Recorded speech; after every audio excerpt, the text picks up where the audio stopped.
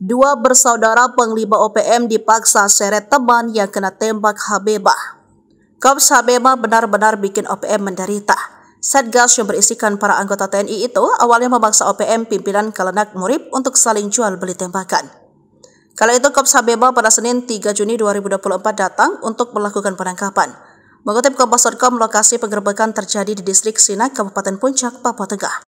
Panglima Komando Gabungan Wilayah Pertahanan 3, Letjen TNI Richard T.H. Tampu Bolon menjelaskan, pihaknya datang setelah tahu kelompok OPM itu meneror warga di sekitar Pasar Sinak.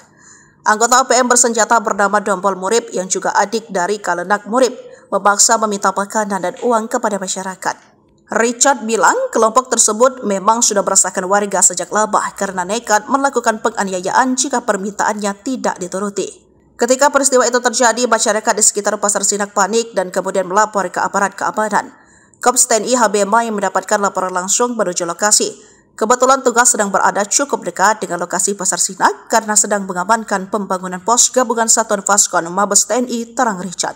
Selanjutnya, kelompok OPM pimpinan Kalenak Murib itu melarikan diri ke aliran sungai menuju kampung Nigilome. Satu anggota OPM tertembak tetapi kemudian dibawa oleh rekannya.